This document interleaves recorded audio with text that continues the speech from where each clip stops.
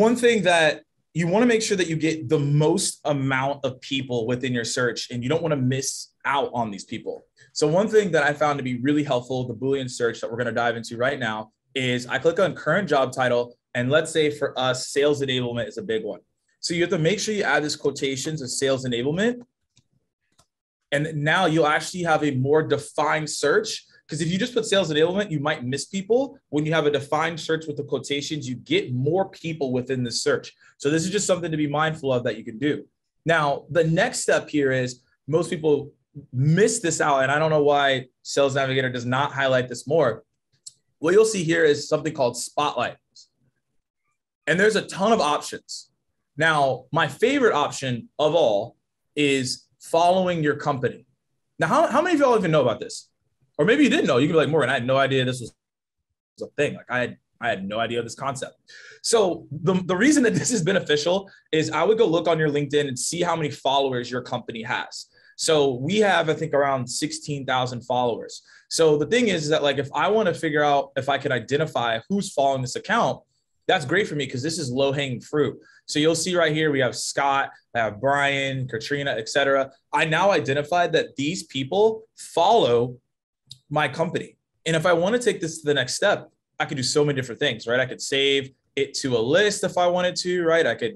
I'll just click this right here. I could save it to a list, and I could create this list if I wanted to. I could even save the search if I wanted to. But to not go too deep into this, I just want to start off with this first tip, that have defined searches with this quotation mark. And then you could go in here and say, hey, like, you could follow this company. And again, this is probably one of the best things that you can do here to make sure to start getting these low-hanging fruit that you're missing out on. Of the spotlight filters, the ones that a lot of customers love are the change jobs in the last 90 days. So this is like a great excuse for you to reach out to somebody and say congrats on the new job. People that are coming into a new role are likely going to want to bring in some change. They're probably working on a new strategy. And they also are not going to be tied to like existing products or services that the company might already be buying. So that's one that people love. I love the posted on LinkedIn in the last 30 days to go to next, because you're going to isolate the people that are the most active on LinkedIn. If they're posting, they're, your lowest hanging fruit in terms of being on the LinkedIn platform. And so those are the two that I would direct people to. But I agree with you, Morgan, like these spotlight filters are killer. Let me share, let me do a screen share. I'll bounce it back to you, Morgan. Here's a template I've been sharing with people lately on that specific filter that Jennifer's talking about. Hey, Sarah, congrats on your recent job change. Most people want to go for the kill, want to go for the pitch, want to go, let me have 15 minutes of your time. Don't do that. Hey, Sarah, congrats on your recent job change. I've been working with a few of your new colleagues. Thought I'd reach out and introduce myself. Let's connect and chat once you've settled in. P.S. I see that you're a BYU fan. Go Cougars. Find 3 things about your buyers in 3 minutes or less. I call it a 3x3. There's a 4x4, 2x2. There's all sorts of tactics and combinations. Keep it short. Think mobile and don't pitch. Anyway, back to you, Morgan.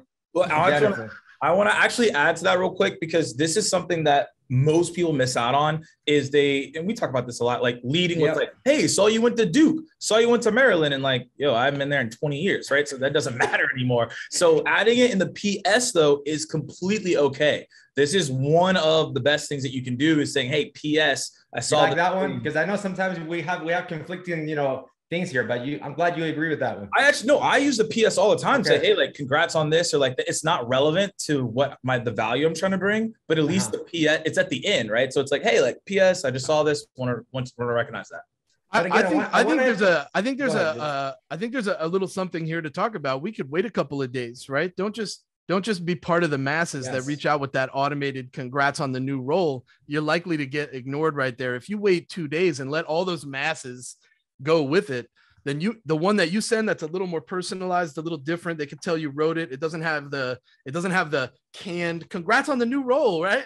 That right there tends to get ignored. But your special message a couple days later that has relevancy to it, you probably get a little more response there. Jennifer, so you said what are the top two filters that you're recommending? So the change jobs, and what's the other one? So the change jobs in the last 90 days. And then that's where I'd go first, because that's where you're going to get kind of like your smallest number of people to start with. And then after that, I go straight to the posted on LinkedIn the last 30 days, because that's going to isolate the most active people on LinkedIn. If they're posting, they're probably going to check my message. They're probably going to accept my connection request. They're probably going to engage with me. For any of my LinkedIn colleagues that are on right now, they're probably all like wishing they could have grab the microphone here. So just calm down, everyone. I'll represent what you're thinking. But in the example that Morgan did, here you're looking at job title. And what you can do actually in this section, I don't know if this is a new feature or not, but you actually don't need the quotes. You can just type in, like, to the example of the senior versus whatever. If you were to just type in sales enablement, you're going to capture everybody who has sales enablement in their title. So whether it's senior, junior, anything. Up in the top search bar where it's search keywords, in my experience, that's where the Boolean search becomes really important, and you have to throw the quotations around it to group the word. And I've seen in the comments, people are talking about doing and or, which is super powerful. But this is actually going to search somebody's entire LinkedIn profile for those keywords. Okay, so that's the real distinction here, is like Morgan gave you guys a great example of how you can just type something in and hit enter. You don't need to choose from like the list that populates when you type a keyword. If you just hit enter, it's going to capture any title that has that. And then up top in the keyword search is where you can start getting into Boolean. Really important. I agree with you guys. And that's going to search a member's entire profile. I wanted to show you guys on this conversation we were having about connections. I love what Gabe was saying about reaching out, and really the objective just being to get that connection request. And Morgan was showing how to save leads. I'll tell you that the way my workflow works in Sales Nav, and everyone uses this tool differently. Like, let's be real. Like, some of us will love features that others of us just like don't see the value or don't feel comfortable with. True. But what I'll do is I'll do my search. I will save to an account list. So just like save them all at once or just individually. And then I'll go into that account list and click these three dots and just connect. I don't put a connection message. I just connect. The next day, or whenever I'm back in prospecting mode later that week, I go in every day and sort by outreach activity. Oh, that's money. And this is now going to highlight up front the ones that have accepted my connection requests. Now that's where I'm going to message them. So when I go around the room, Jennifer, we'll start with you. What's the number one tip for LinkedIn Sales Navigator that you would recommend to everybody leverage starting today? We've covered a lot of my faves. I think the one thing we haven't touched on is Team Link. So either shared connections or Team Link, but I have the honor of getting to read like thousands of survey results from our Sales Nav customers. And like in those surveys, the two things that get brought up the most are the change jobs in the last 90 days, which we've gone over today, and then Team Link. So, and my boss is like always coming to me with like a new Team Link introduction, which is really helpful. Like, you know, who at LinkedIn or Microsoft, because Microsoft owns LinkedIn. And so we've got Team Link with Microsoft, who is connected to somebody that I am prospecting. And that is killer. That's where your warm introduction is going to come in. Amazing. Gabe, what's the number one thing you think people should start leveraging today, right now on Just LinkedIn? Start with the process. Here's an article I wrote 2 years ago. You know, target accounts, identify buyers, engage with insights. That's one process out of many different approaches that you can target, but have a process in place. Otherwise, you're going to be running around social selling blindly, but have a process and scale it and repeat it. And then, but to get to this level of process, you need to test a lot of things, right? You need to see what works best for you in your industry, with your buyers, with your personas, with your sales quota, whatever system you have, but have some sort of a process. This is what has worked for us here at Lucid.